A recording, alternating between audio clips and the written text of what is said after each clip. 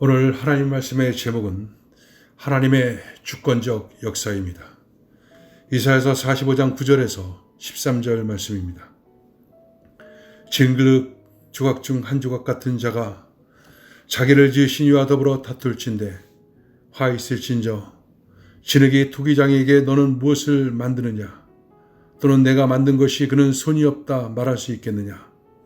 아버지에게는 무엇을 낳았소 하고 묻고 어머니에게는 무엇을 낳으려고 해산의 수고를 하였소 하고 묻는 자가 화 있을진저.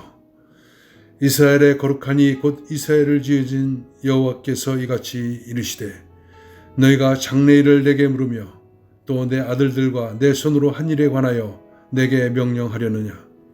내가 땅을 만들고 그의 사람을 창조하였으며 내가 내 손으로 하늘을 펴고 하늘의 모든 군대에게 명령하였노라. 내가 공의로 그를 일으킨지라. 그의 모든 길을 곧게 하리니 그가 나의 성읍을 건축할 것이며 사로잡힌 내 백성을 갑이나 가품이 없이 놓으리라. 만군의 여호와의 말이라 하셨느니라. 오늘 본문에는 하나님께서 이스라엘을 바벨론으로부터 해방시키기 위해 고레스를 세울 것을 말씀하고 있습니다. 하나님은 고레스가 역사에 등장하기 무려 160년 전에 선지자를 통해서 고레스를 구원사역의 도구로 사용하시겠다고 말씀하신 것입니다. 1절 말씀에 여호와께서 그의 기름 부음을 받은 고레스에게 이같이 말씀하시되 내가 그의 오른손을 붙들고 그 앞에 열국을 항복하게 하며 내가 왕들의 허리를 풀어 그 앞에 문들을 열고 성문들이 닫히지 못하게 하리라. 하나님께서는 고레스의 오른팔을 붙드시사 열국을 정복하게 하시고 강력한 제국을 건설하실 것을 말씀합니다. 이는 이스라엘 백성을 구원하기 위한 도구로 사용하기 위함이었습니다. 그런데 9절 이후에 보면 고레스를 통해 이스라엘 구원을 이루어 주실 것이라고 말씀하다가 선지자는 갑자기 토기장이와 질그릇에 대한 말씀을 합니다. 그 이유는 선지자의 이러한 예언을 듣고 불평하는 백성들이 있었기 때문입니다.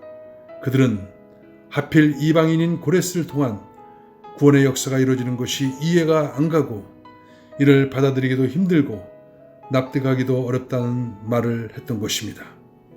그러자 선지자는 토기장이와 질그릇의 비유를 들어 그들의 잘못을 꾸짖고 있습니다. 질그릇 조각 중 한 조각 같은 자가 자기를 지으신 이와 더불어 다투진대 화 있을진저 진흙이 토기장에게 너는 무엇을 만드느냐 또는 내가 만든 것이 그는 손이 없다 말할 수 있겠느냐. 아버지에게는 무엇을 낳았소 하고 묻고 어머니에게는 무엇을 낳으려고 해산의 수고를 하였소 하고 묻는 자는 화 있을진저.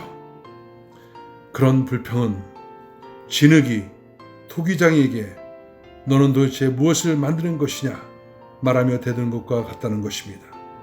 그리고 자식이 자신을 낳은 부모에게 왜 나를 이 모양으로 낳았냐고 말한 것과 같다는 것입니다.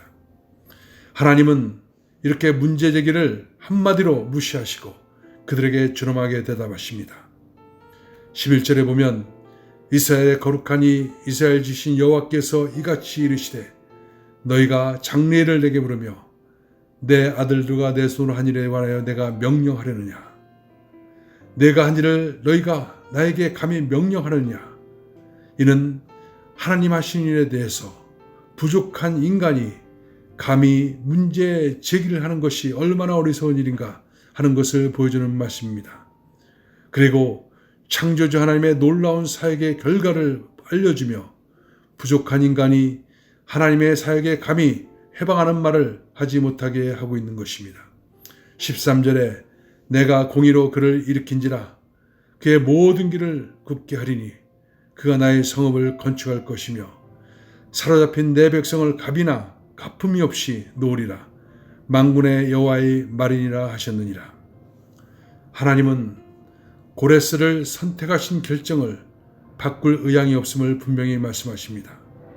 하나님께서는 그가 공의로 일으키신 고레스가 하나님께서 맡기신 사역을 잘 감당하도록 도와 그가 가는 길을 평탄하게 하실 것을 약속하십니다. 또한 하나님께서는 고레스가 포로된 하나님의 백성들을 대가 없이 해방시켜 줄 것을 약속하십니다. 하나님은 이 말씀을 통해 하나님의 사역을 회방하는 이스라엘 백성 중에 건방진 자들을 책망하시고 역사 속에서 이루어질 하나님의 계획이 고레스를 통해 완벽히 진행될 것임을 말하고 있습니다. 여러분, 안타깝게도 이와 같은 백성들의 모습은 우리 시대에도 나타나고 있습니다. 사람들은 자신들이 제일 지혜롭고 자기의 판단이 항상 올바르다 생각하며 살아가고 있습니다. 그렇기 때문에 그들은 하나님께서 역사하신 일을 할지라도 자기 보기에 납득이 안 된다면 언제든지 하나님 하신 일에 대해서 의문을 제기하고 판단하고 있습니다. 자기 중심적인 사고 안에서 하나님마저도 자신의 판단의 범주에 넣으려 하는 잘못을 언제나 범하고 있는 것입니다. 하나님께서는 이런 창조주의 역사를 믿지 못한 사람들을 향해 질그릇과 토기장의 비유를 들려주시며 바로 피조물이 창조주를 향해 가져야 될 바른 마음은 그를 향해 존경과 경애와 그를 경배하는 일이라고 말하고 있는 것입니다. 여러분, 하나님이 하시는 일은 시간이 걸리더라도 사람들이 바라던 방향은 아니더라도 항상 올바르고 공의와 구원의 길로 가고 있음을 믿어야 됩니다.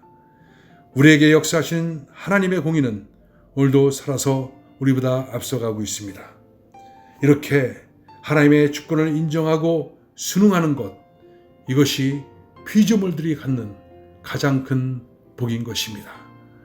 오늘도 하나님의 말씀 앞에 순종함으로 나가는 여러분 되시기를 주의 이름으로 축원합니다. 기도하겠습니다. 하나님 감사합니다. 하나님의 주권적 역사, 우리가 감히 측량할 수 없습니다.